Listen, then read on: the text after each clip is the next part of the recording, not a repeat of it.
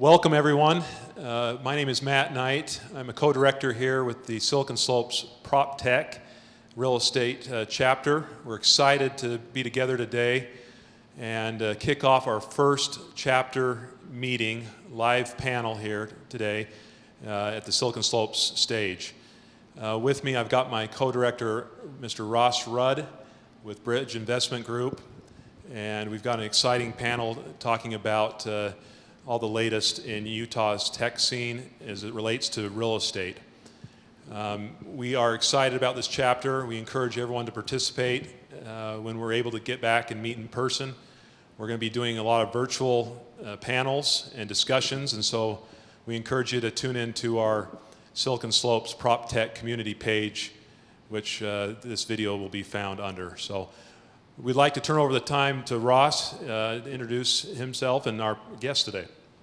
Appreciate it, Matt. Thank you. My name is Ross Rudd. I'm from Bridge Investment Group. I head up our tech and innovation efforts.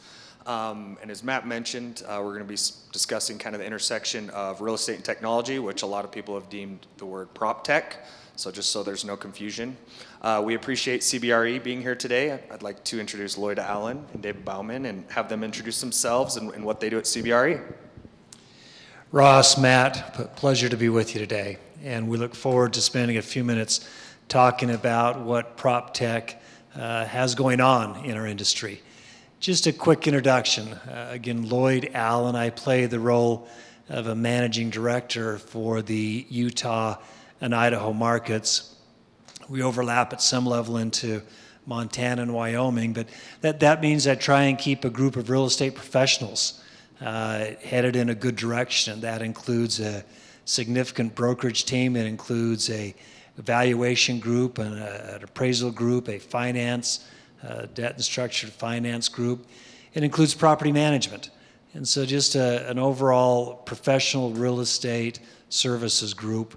That's a quick introduction of me and a quick introduction of CBRE. Matt, Ross, thanks for the invitation. Dave Bauman, as mentioned. I work with Lloyd at CBRE.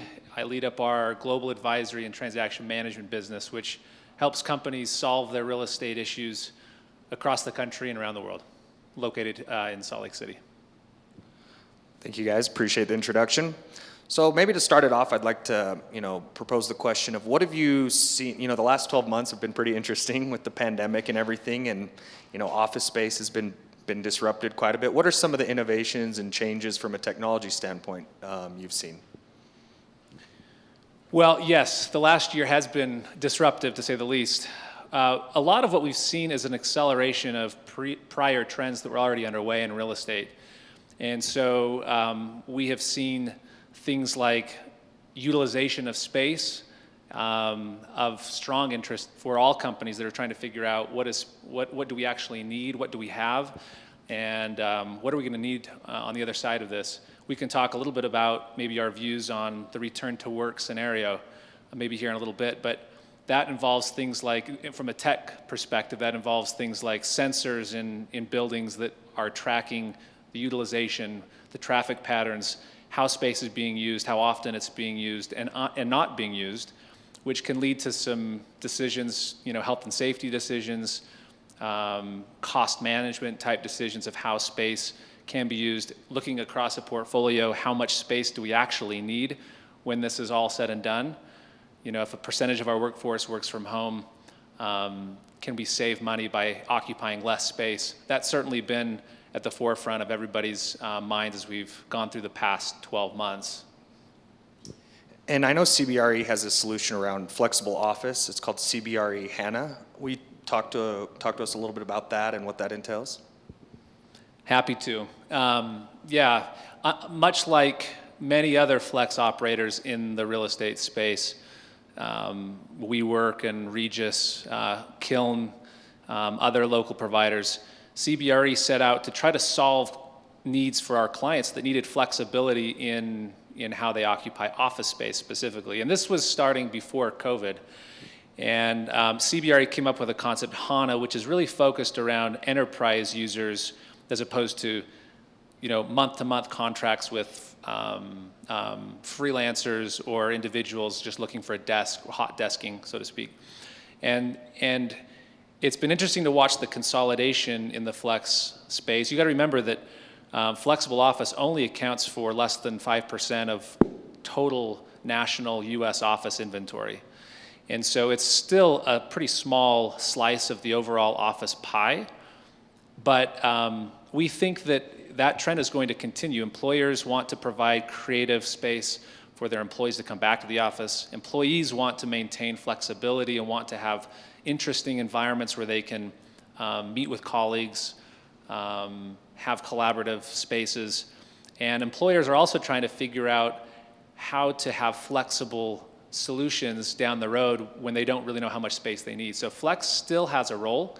HANA is CBRE's model that is starting to grow across the world. I think we just opened an office in London as our first international office, if I'm not mistaken, one on the East Coast in New York.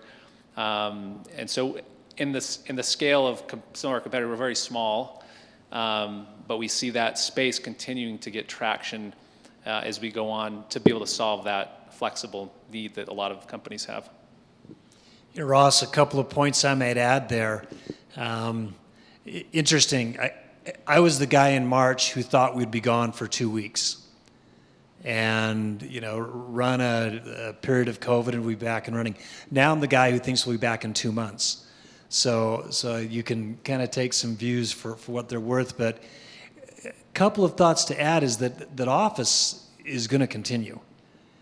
Now remote work is going to continue. I think we've certainly learned in the last 10, 11 months that you can be productive remotely, that you can get things done in a good way remotely. But we've also, I think, learned that the office is going to continue. Its desire for collaboration, for innovation, even just for socialization at a level, the office is going to play that role. And so as Dave was mentioning, flexible office, whether through the many providers, we think will continue to have a really good role. Traditional office, we think will have a good role, although a little bit on pause right now. Certainly the summer of 2020, even into the fall, while some other sectors were going a million miles an hour, like industrial, office wasn't. But it'll be back. CBRE did a lengthy study of a couple of hundred Fortune 500 companies, and there was a clear sentiment that office is going to be back. But flexible space, even some flexibility that landlords probably hadn't had to recognize in the last decade or 2 decades or the like, will be a new mode of operation in some ways. Then there we go. There may be some crystal ball guesses that we can add to that in a while, but remote work will continue. Office will continue, and flexible office space will play a good role going forward. Yeah, no, definitely. And another question I have that's may not purely tech related is, as you're seeing these reports, these trends, and when people, return to office, do you see a shift in certain types of markets, or if people aren't as big of footprints in an urban market, opening up smaller remote offices? Just kind of a follow-up question to that. Yeah. Dave, let me just add a little bit to another CBRE survey. Said that most corporate environments will maintain a downtown space and probably not change it a whole lot.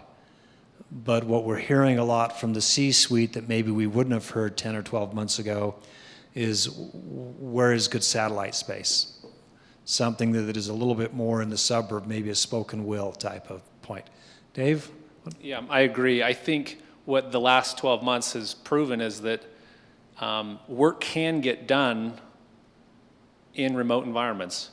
And so that's going to really unlock, I think, the suburbs, the hub and spoke model, to where not everything is at the mothership, at the headquarters, but these employers look for quality of life and look towards other amenities that employees want in their life for their lifestyle. And so that could, as you suggest, Ross, have an effect on the size of offices, the number of offices being the number being higher, but the size that they occupy smaller in that hub and spoke model as well.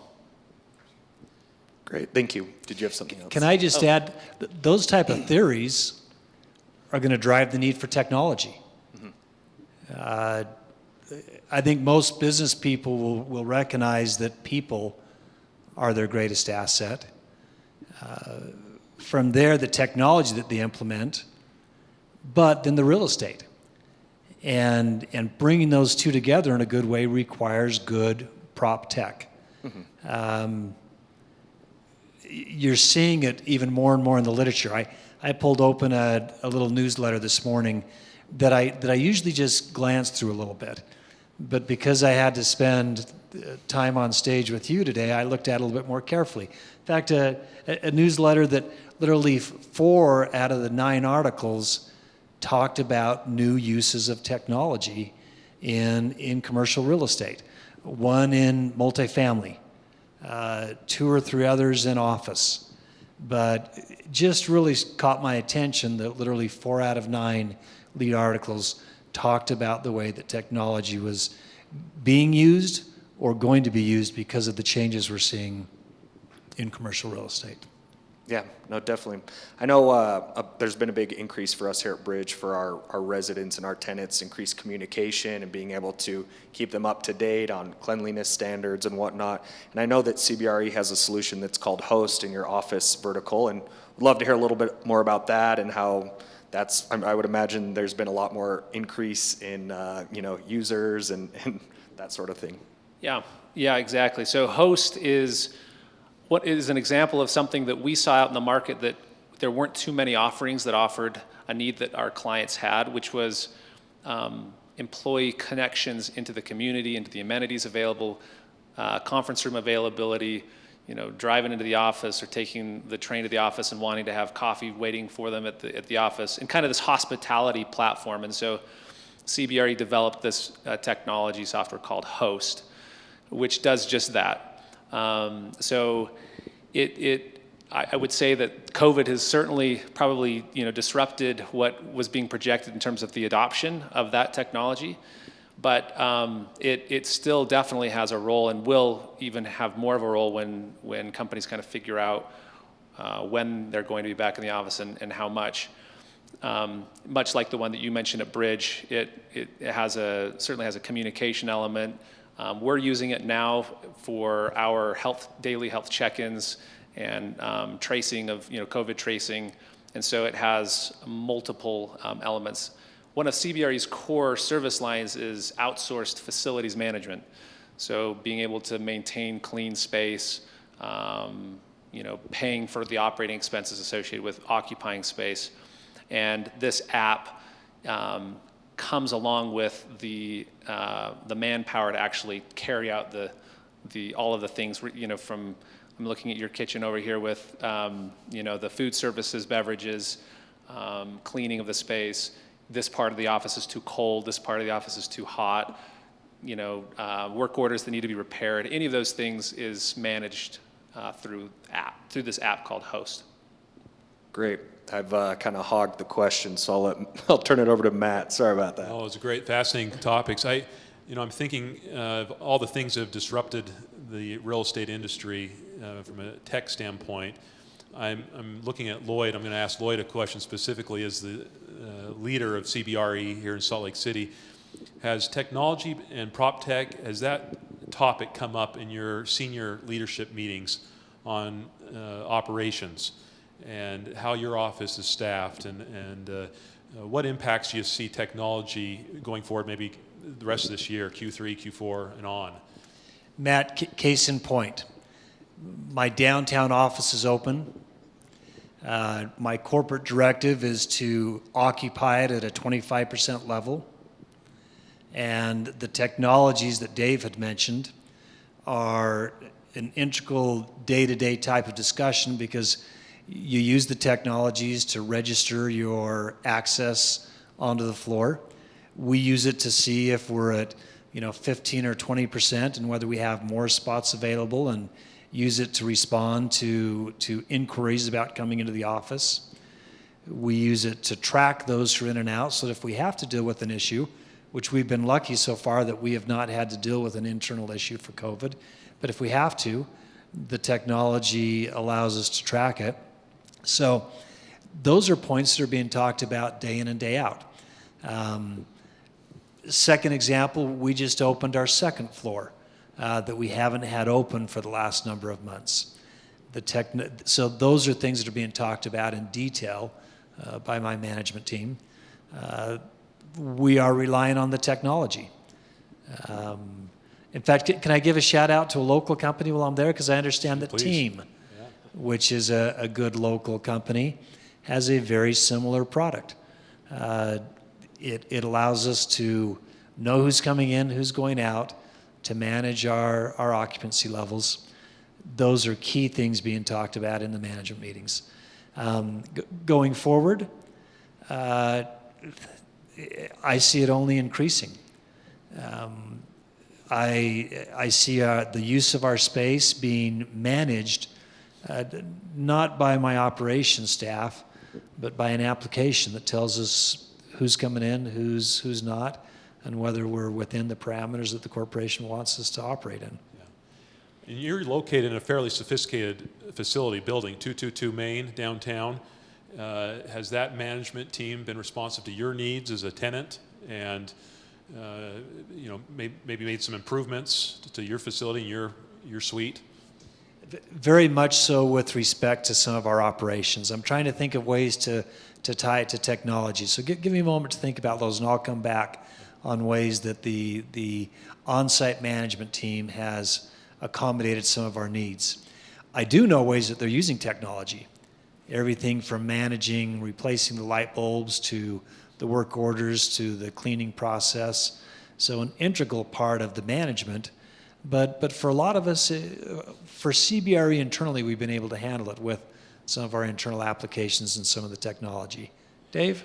I was just going to point out, Matt, we talked a lot about office. I might also say that obviously we're seeing a lot of developments and advances in technology in other sectors as well, like retail, like industrial.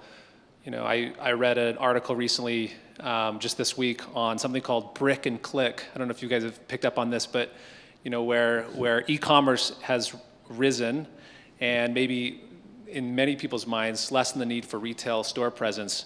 This concept of this entrepreneur is have a storefront where shoppers can come in, and instead of shopping around looking at inventory of clothing or shoes or whatever they're trying to buy, they're actually going from station to station of computers, looking at inventory in an interactive and unique setting where they can actually see what the product looks like, not touch and feel it, but see it in kind of an entertaining way, and then make the order right there in the store, and then have it shipped to their house. So that's those types of things. Retail is very retailers and entrepreneurs are very innovative, and it will reinvent itself. That's one example of a technology. Industrial being kind of what a lot of people are saying is the new face of retail. We see it a lot in automation of warehouse processing. We use a lot of location intelligence to figure out supply chain networks, where warehouses should be in a distribution chain, and how to get products from A to Z. And there's a lot of technology that's supporting that sector in real estate right now. I've got to ask this question too, because I know you deal with tenants, you deal with owners and operators, the whole spectrum of real estate professionals.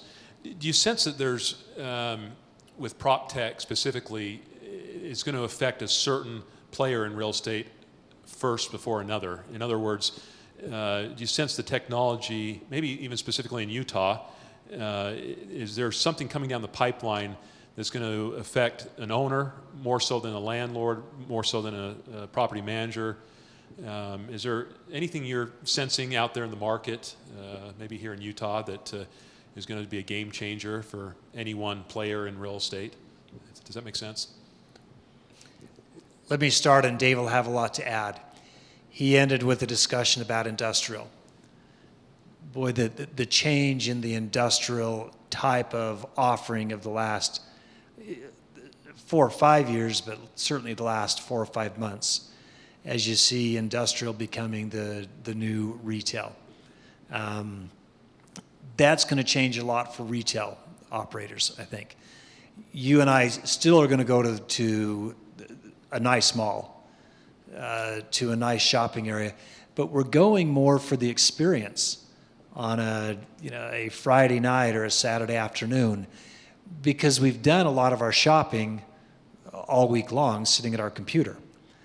So those retail operators, I think, knew it a decade ago, but have certainly learned it in the last year, that retail is going to become more of a social experience than a have to go find the product.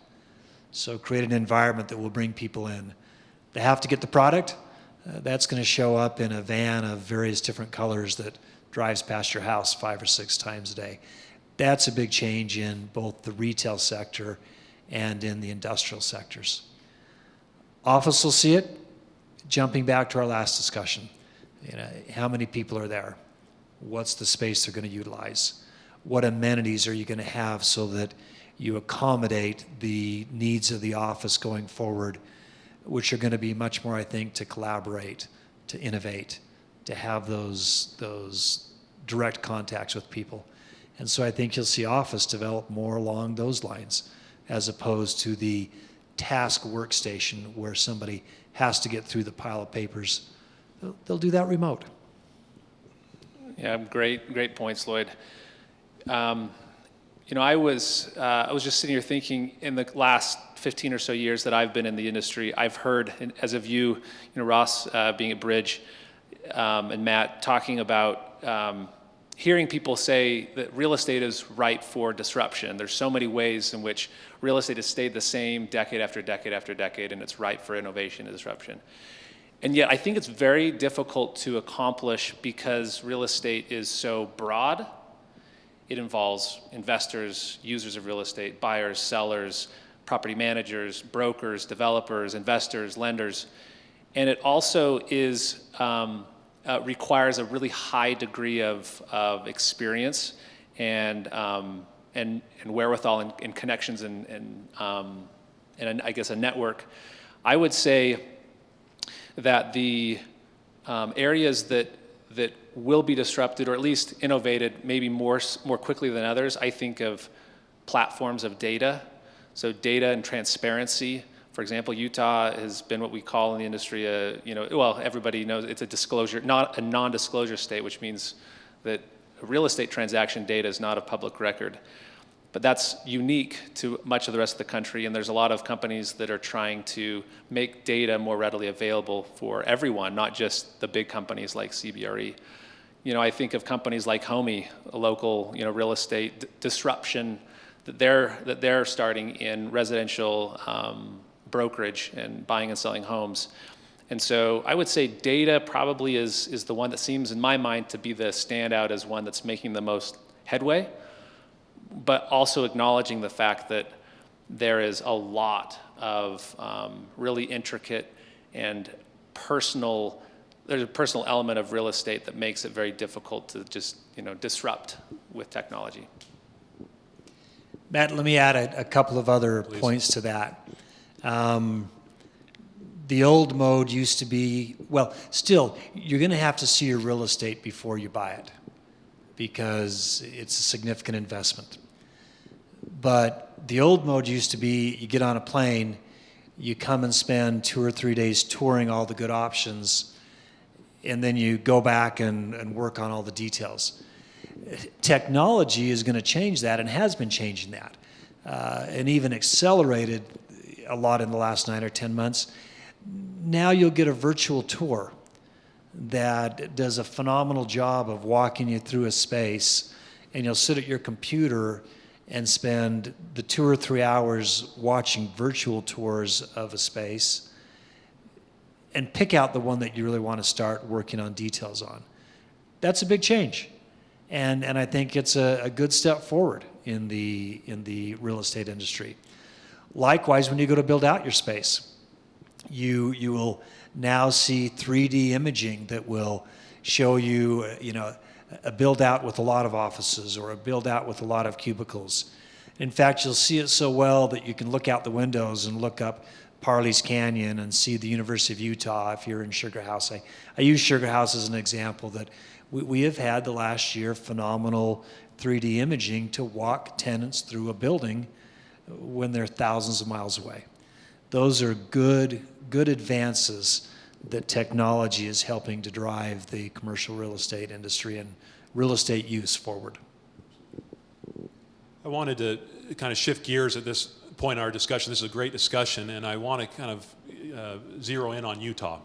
Here we are at the heart of Silicon Slopes in Lehigh, Utah. We're surrounded by wonderful software and hardware companies and public companies, private still. Young entrepreneurs are here in this town. We've got a lot of available capital. We've got a lot of investor interest.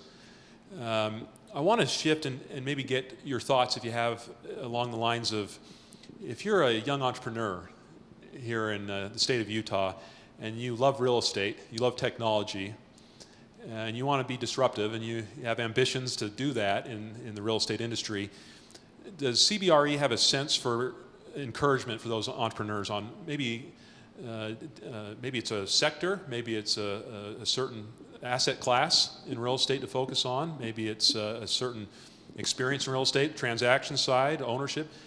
What would you say to a young entrepreneur here in Silicon Slopes that has interest in PropTech, maybe starting a company focused around some form or facet of that? What would you say to encourage them, or what to look for? Lloyd? Yeah. Learn the commercial real estate industry. That's probably true for any technology developers, to learn your industry inside and out. Figure out where some of the pain points are, that costs can be reduced and decisions can be streamlined. Learn the commercial real estate industry, and then find the great way to apply technology to something that will save us costs or save us time. Time is about the most valuable thing that anybody in this business has. And so once you learn the business, then look for the technologies to save us time. That'll save us money, and you'll hit a home run going forward in the industry. Right. That learning comes from doing it. So it's really tough to contribute from a technology standpoint if you haven't lived it and breathed it and experienced it. So that's really important. I would just add to that, choose a niche. It is so vast. The industry is so vast. Choose a vertical and become an expert in that and where the gaps are. And then try to avoid, what I've learned is try to avoid especially when it comes to developing a technology system, try to avoid the one size fits all.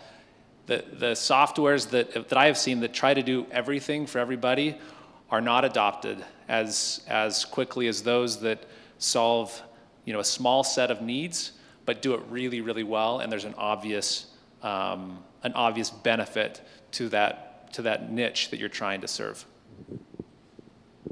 Ross is at the forefront of evaluating startups and other organizations that are involved in PropTech. I want to ask him, and maybe we can bounce a couple thoughts off of all of us.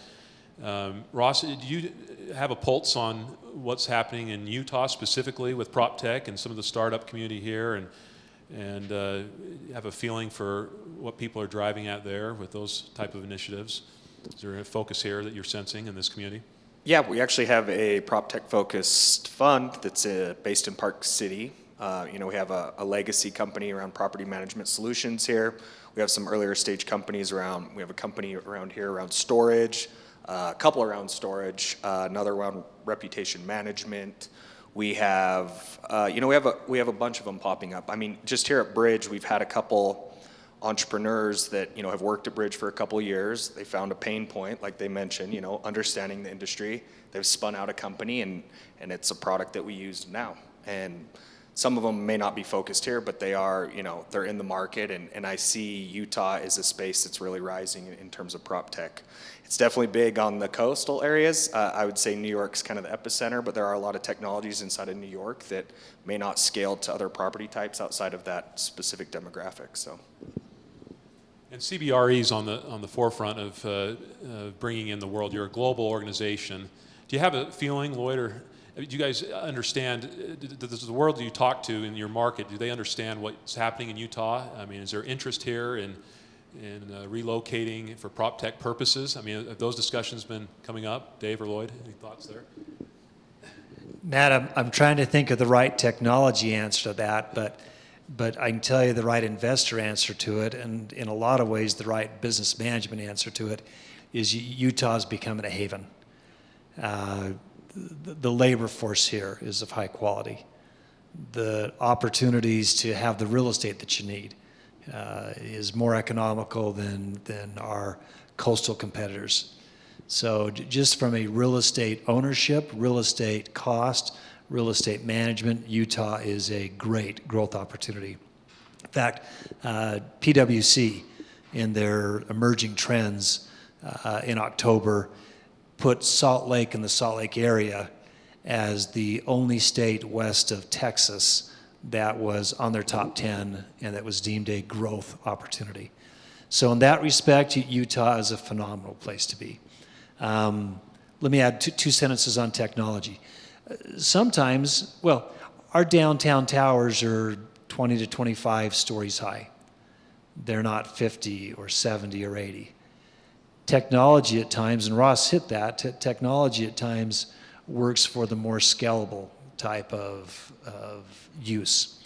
So I don't know that Utah will always lead with respect to implementing technology, but as far as places to develop technology, as places to house a good group of innovators and developers, I think Salt Lake is going to be on the leading edge and will be there for a good while to come. Well, gentlemen, I appreciate it. If there's any other final thoughts or comments, but this has been a great discussion around CBRE, certainly a Silicon Slopes sponsor at the cutting edge of technology, and they're seeing it affect so many facets of real estate. And I'm grateful for Lloyd and Dave and their time, and Ross. Is there any other closing comments, anything that you'd like to share with our PropTech chapter that might be fascinating to them, that CBRE is doing or otherwise? Just that it's a fascinating industry, and it's a great way to spend time in a work setting. Real estate is exciting. It's different. There's always variation, and so if you haven't jumped in yet, I'd encourage you to do so. There's lots of opportunity. I would just echo an earlier thought that I think every good business has fantastic people.